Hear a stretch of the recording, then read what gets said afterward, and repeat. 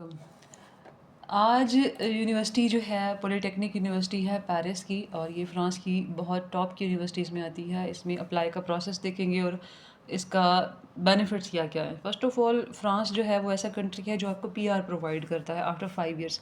So there are multiple इनके पास programmes हैं जो कि आपको मास्टर लीडिंग टू पीएचडी जो है वो ऑफ़र कर रहे हैं। सो this is the interface of the their website कि यहाँ पे इन्होंने अपनी क्यूएस रैंकिंग खुद ही मेंशन की हुई है जिसके IB Paris ranked among top 50 universities world wide. So you can think कि कितनी इंपॉर्टेंट यूनिवर्सिटी है ये। और दूसरा ये है कि इनको इंग्लिश प्रोफिशिएंसी भी रिक्वायर्ड नहीं है और इसके अलावा अगर इसकी फ़ीस भी नहीं है। So there are many things जो कि बड़ी पॉजिटिव हैं और आपको इसमें लाजमी अप्लाई करना चाहिए। और ये ऐसा कंट्री है जो लॉट्स ऑफ इंटर्नशिप्स भी प्रोवाइड करता है leading to jobs.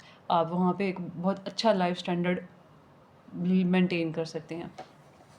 First of all यहाँ पे आएँगे और यहाँ पे आने के बाद इसके प्रोग्राम्स जो हैं वो चेक करेंगे। मास्टर्स प्रोग्राम में आएँगे, बैचलर्स ऑफ साइंस भी है इनके पास और पीएचडी भी है इनके पास। सो मास्टर्स के प्रोग्राम्स जो हैं वो इस टाइम इनके पास ये सब अवेलेबल हैं। Applied mathematics and statistics, transport mobility networks and biology, chemistry, computer science, design program, economics, electrical programs, energy programs. So you can see there are multiple openings for those people who wants to study sociology and physics, nuclear engineering, mechanics.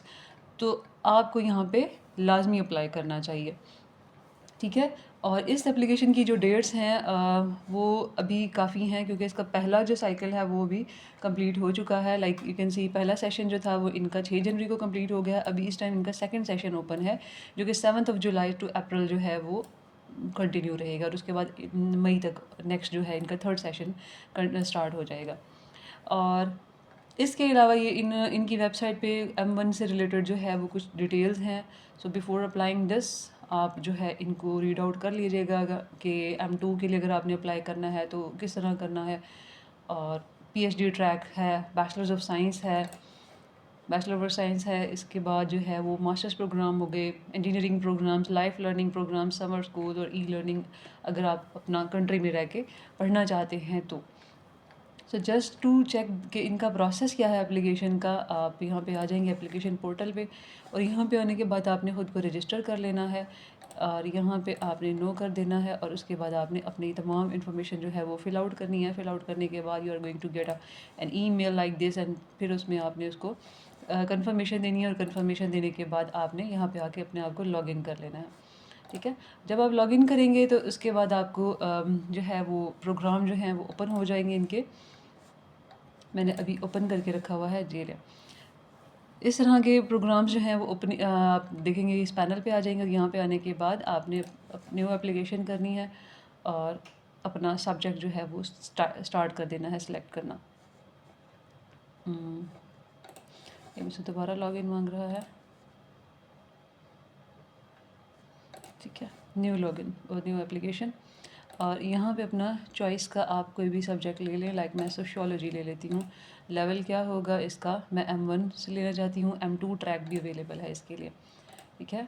और ये sociology quantitative एक्स confirm and go to the next step करते हैं और उसके बाद इसको continue करते हैं यहाँ से। ओके इस पेज पे आने के बाद जो है पर्सनल इन्फॉर्मेशन देनी है, educational background, language skills, recommendations, additional information, documents, declaration and consent and then finalise application you submitted. तो इसमें ऐसा कुछ भी नहीं है जो कि आपको जो है जिसमें आपको किसी भी तरह की डिफ़िकल्टी हो अप्लाई करने के प्रोसेस में। सो यू कैन सी कि यहाँ पे आपने अपनी डिटेल बेसिक डिटेल दे देनी है। नेशनैलिटी अगर आपके पास अपना कंट्री जो है एक कंट्री से ज़्यादा की डुअल नेशनैलिटी है वो देंगे। कॉन्टैक्ट इन्फॉर्मेशन यहाँ पे एड्रेस देने के बाद नेक्स्ट आ जाएंगे। उसके बाद एजुकेशनल बैकग्राउंड में, एजुकेशनल बैकग्राउंड में इन्होंने आपको 3 दिए हुए हैं। यू हैव टू फिल के अगर आप मास्टर्स के लिए अप्लाई करें तो बैचलर, उसके बाद आपकी जो HSSC और उसके बाद आपका मैट्रिक वो आपने फ़िल आउट करना है। लेट्स सपोज़ अगर आप बैचलर्स के लिए अप्लाई कर रहे हैं तो आपके पास ज़ाहिर है सिर्फ 2 ही होंगी आपके पास, आपका इंटर होगा और मैट्रिक होगा। तो थर्ड में आप 999 डाल देंगे। 999 मीन्स कि अगर आप इसको निल नहीं लिख सकते, लाइक आप इसको छोड़ भी नहीं सकते, ठीक है। यहाँ पे आने के बाद आपने यहाँ पे कंट्री, सिटी, अपना इंस्टीट्यूशन का नेम, उसके बाद डिग्री जो आपने अचीव की है, लाइक अगर आपने बीएस किया हुआ है किसी सोशियोलॉजी में तो आप वो लिख देंगे। उसके बाद हाई स्कूल है या आपका बैचलर्स है वो आपने यहाँ पे मेंशन करना है। उसके बाद है मेन लैंग्वेज ऑफ इंस्ट्रक्शन क्या था आपका, कब स्टार्ट किया, कब ख़त्म किया और आपका किस डेट को आपको डिग्री मिल गई है। इसके अलावा your general CGPA of average और GPA कन्वर्टेड, इनका स्केल जो है वो 20 है। आपने 20 हमारा कंट्रीज़ में मोस्टली जो है वो 4 CGPA होता है।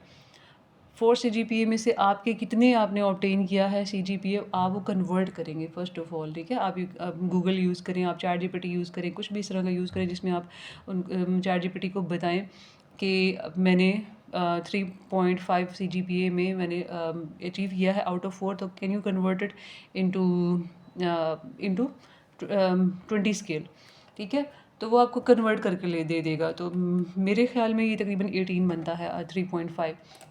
तो यहाँ पे मैं वो 18 लिख दूँगी और उसके बाद जो है एवरेज फर्स्ट सेमेस्टर में आपने कितना अचीव किया था, एवरेज सेकंड सेमेस्टर में कितना अचीव किया था वो दे देना आपने। ठीक है, सेकंड इंस्टीट्यूशन में फर्स्ट बैचलर्स हो गया आपका यहाँ पे इसके बाद आपने यहाँ पे अपना बैचलर्स के बाद अपना इंटरमीडिएट जो होता है जिसको HSSC बोलते हैं वो उसकी डिटेल यहाँ पे पुट करनी है। सिमिलरली यू हैव टू सी कि उनका 20 स्केल है और 20 स्केल के अकॉर्डिंग ही आपने इसको फिल आउट कर देना है।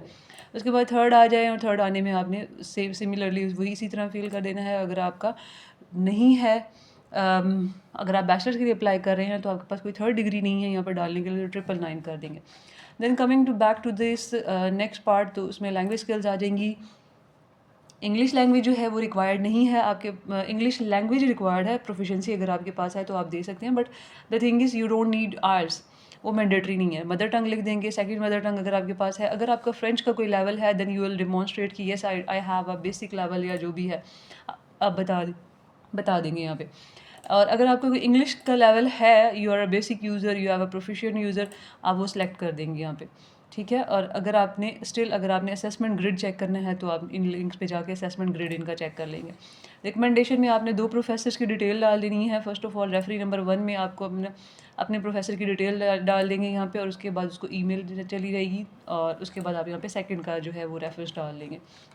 So this is as easy as जिस तरह बाकी हम अप्लाई करते हैं उसी तरह ये बहुत इजी है। एडिशनल इन्फॉर्मेशन में आपने इनको बता देना है, ये कुछ बेसिक से क्वेश्चन है, कहाँ से सुना है आपने इस स्कॉलरशिप के बारे में, do you apply one or of our programme last year in the previous year अगर आपने अप्लाई किया था, if you are applying to other programmes offered by the eco polytechnic this year please specify. अगर आप किसी और modern one में apply करें, please tell us which other institutions and programs you have applied to. The answer to this question will not affect in your application anyways. ठीक है, तो यहाँ पे अगर आपने किसी और इंस्टीट्यूशन में भी फ्रांस के अप्लाई किया है यू कैन टेल देम, लेकिन अगर नहीं अप्लाई किया यू कैन इवन आप इसको रिस्पॉन्ड ना करना चाहें तो छोड़ भी सकते हैं। Please provide any additional information about your application that you wish to bring to the attention of the admission committee.